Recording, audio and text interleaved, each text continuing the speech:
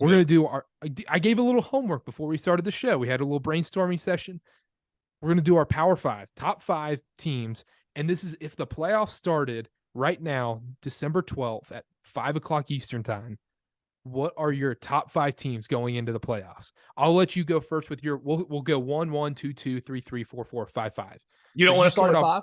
You don't want to start at 5? We can start at 5. You go first.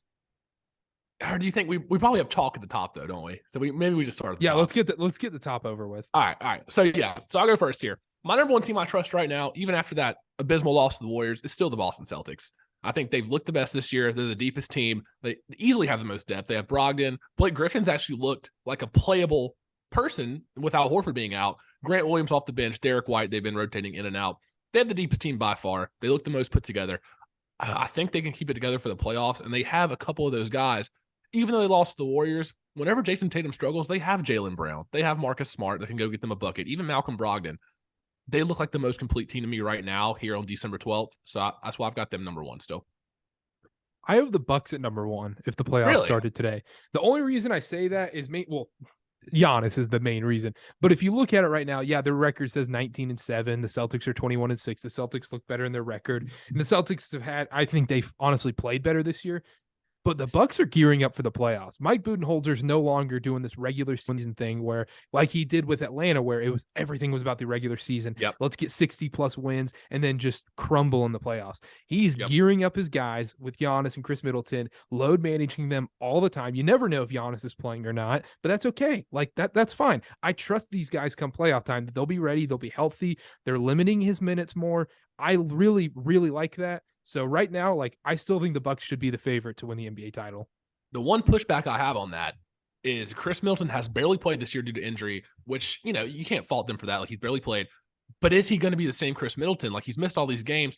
And the Bucks in years past have relied on him, whenever Giannis gets tired or fouls out or, they need a big shot even when Giannis is in the game. If they need a big shot, it's usually Chris Middleton.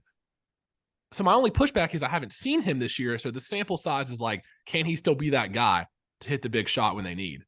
And with this Power 5 hypothetical, everybody is healthy on this team, on these teams. Yeah, that's fair. I still, though, I haven't seen enough Chris Middleton this year to make me trust them as a surefire number 1. I'm sure he'll be fine, but what makes me even love this team even more is you mentioned there hasn't been a lot of Chris Middleton. They're still 19-7, arguably second. Depending how all the games work, certain teams have played more, but they're second overall in the NBA in record. Yeah. I mean, that makes sense. That's why we can transition here. I've got them at number 2. I've got the Bucks at number 2. I've got the Warriors. Really? I've got the Warriors as my number 2 team. If the playoffs started today, I'm gonna trust Golden State. You know what? Saturday night was a huge eye opener. I know you're saying it's one regular season game, it doesn't matter, but that just proved to me that Saturday night game that proved to me that the Warriors are gonna get up for it. When it's time, the Warriors can do it. When it's truly time, they've been taking a back seat. They've been on cruise control at 65 miles an hour all season. They haven't really tried that much. And then Saturday night, they're ESPN, nationally televised game against the Celtics, who we beat in the finals. This is our time to show who's the real champion here. This is why we are the returning champs. That's why I think if the Warriors start today, I don't really have that many concerns. We do this segment every week. Are the Warriors in trouble? What do we do about the Warriors? I'm not worried about Saturday showed me everything I needed to see. Everything. James Wiseman's playing great in the G League. I know that doesn't mean much, but I think he'll be back come February, March in the rotation. I really do believe that. And I think they're going to be just fine. And if the playoffs started today, I would be fine taking the Warriors as my number 2 favorite, basically. I still have the Bucks over them just because what you said, why you have them as number 1 is really why I have them over the Warriors. The Warriors are my number 3 team. And the thing is, you can say what you want to about cruise control.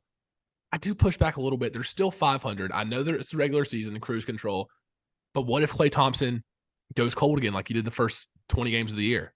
What if Jordan Poole doesn't score 20 points on 7 for 11? What if he goes 5 for 18 or something like that? I almost trust the Bucks more in a 7-game series right now. The problem is Steph Curry would be the best player on that court. We've seen it in the playoffs, and he's still playing at an MVP level this year, even over Giannis, I think. Even over Giannis in the playoff series like that. I've got them at number 3, though. I think they will bounce back. But these younger guys, Kuminga's looked a lot better as of late. He's looked a lot better as of late, like a true key rotational piece. Moses Moody, like you said, James Wiseman, some of those guys have to come in and be rotational pieces and actually give them consistent minutes. But I don't hate that. I have the Warriors at number 3. I have the Celtics at 3, so we basically have the same top 3. I think it's Yep. pretty interchangeable. Yeah. And we mentioned like Celtics. I just believe that Saturday night game told me everything. That they're still like, yes, they've looked amazing. Yes, they're locked in, but they're still missing that championship step that I think the Bucks and the Warriors have over them. And the reason Fair. I have the Bucks at 1 over the Warriors is solely the Giannis factor. Who is guarding Giannis on the Warriors? Oh, nobody. Draymond's getting 4 fouls in 15 minutes. Kevon Looney's not doing anything. James Wiseman's not even going to be on the court, probably. Kuminga will probably have to be the guy to come in and guard Giannis. I was going to say that their best option will probably be, come April, May, June, whenever they meet, will probably be Jonathan Kuminga to guard him. We'll see. That's wishful thinking. I mean, he's still getting 15, 20 minutes a game, but. All right. I think we have the same 4 team, but what's your 4th? We do. I got the Pelicans. You have to put the Pelicans at 4. See, if you would have asked me before the year, I wouldn't have said that. Because I talked about it even on our little preview show and a couple weeks into the year. I was like, the Pelicans, like, yeah, they're exciting, but they'll probably be in that 6, 5, 7, somewhere around their range. Like maybe they'll be a 7 in the play-in tournament. They have looked like a very complete team. And I know you've been on them all year, Carter. The Pelicans, what do they not do well? They have the depth. They have the guard play. They have a go-to scorer, Ingram and Zion. Like we've seen Ingram put up 25 a game, and now Zion's playing at an insane level. Just dominated the Suns 2 games in a row. Like they really are complete. And when CJ McCollum gets back to form, like he doesn't have to score 25 a game like he did in Portland. He can just distribute the ball. They've got good bench pieces.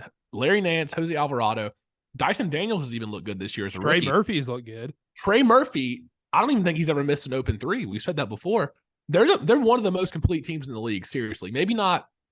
Actually, no, I would say talent-wise too. Just like straight up talent, I think they're one of the most complete teams in the league. This has just been an unbelievable week for me with my takes. Like my takes are on fire right now in football and basketball, everything. Like I am on fire right now. This Pelicans team, I was so high on them before the season started. Yep. I said it time and time again. This is the deepest team in the NBA. Do we know them by? Because everyone would have said the Clippers. The Clippers are the deepest team. Just because you know the names of John Wall, a Morris twin, Luke Kennard, doesn't Covington. Exactly. Doesn't mean they're actually good. This Pelican team, they just have dogs on their team. They play hard for their coach. They finally have the right coach in. Stan Van Gundy was not the guy, clearly. Zion's back. And that's the difference with everything is Zion's back. You can see Zion took them from that 7-8 seed to literally to the 1-2 seed. Yeah. That's how good he is. I genuinely believe he won't win it just because he won't have the stats like Luka, Steph, or any of these other guys. He'll be top 5 in voting. He should be top 5 in MVP voting. I don't hate that take at all. Because the thing is, the Pelicans are going to hover near the top of the conference. 1, 2, 3, 4 is a little low. Like they'll be top 3 teams in the West. I think they can hold on to this streak they've been on. I don't hate Zion top 5 MVP voting. And the thing is, they're playing with that chip on their shoulder right now. Like you saw it against the Suns. Mm-hmm. Oh, the Suns eliminated, the Pelicans last year, and then Zion goes and windmill 360 with 5 seconds left. And we can talk about that real quick too. These stupid unwritten rules. Give me a break. Chris Paul, there was 15 seconds left. He could have dribbled the game out. He drove in, shot a floater, missed it. Zion has every right to go in there and dunk that. And I love it. Like it does. There's no unwritten rules like that. Like they knocked you out of the playoffs last year. Zion didn't play. He said it in his post-game interview. He was like, I saw my brothers crying in the locker room. They sent us home. Good for him for doing that. Good for him. That's how rivalries start. It makes games matter more because those are 2 more regular season games that really mattered. So, like, the Pelicans have that chip on their shoulder, and they beat them twice in a row, which is hard to do. Few things there. One, the unwritten rule thing, I don't care. Why not pad your stats? We always pad our stats. Like, okay, if we're going to get mad at people, like, shooting at the end of a game when it doesn't matter, then we should get mad at people at the end of quarters not taking a full court shot because of their field goal percentage. Which happens every game. Or guys, load management. All this like unwritten rule stuff is stupid. Go down and slam it, dunk in their, put your freaking nuts in their face and dunk on them when you're up 20. I don't care. If you get mad about it, then play better. It's that simple. Yep. But the other thing is, I know a lot of people like, that's a cool dunk, whatever. That said a lot, that dunk, because I don't know about you, but when I watch Zion now, he doesn't have that same bounce, that same oomph, that just same energy he had at Duke. Yep. it was there on that dunk. You saw it on that dunk. You're like, Yeah. whoa, that's what we saw at Duke. We haven't seen that yet in the NBA. We're like, oh, is he a little heavier? You can tell the Pelicans are, hey, man, you got to calm down. You can't play that hard with your knees. We need you to last. We don't want you to end up like a Derrick Rose or a Jabari Parker. Like, you gotta be healthy. But then seeing that dunk, you're like, oh, he can still do it. That was a big sign for me. The thing is, we haven't seen Zion play a full 82 game regular season yet. And so that is what interests me is like when he gets that full season under his belt and then goes into a playoff run, how is his health going to be? How are his knees going to hold up? Is he going to be fatigued, sore? How's it going to be? Do they rest him near the end of the year? I think if they're anywhere near the top 2-3 seeds, they sit him the final 5 games. I'm serious. Oh, Absolutely, they should. He hasn't been through the rigor of an NBA regular season yet.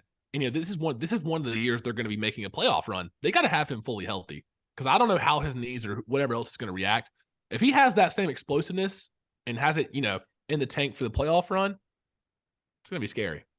They play Utah next week, and they play Utah like Tuesday and Thursday. He's for sure sitting out one of those.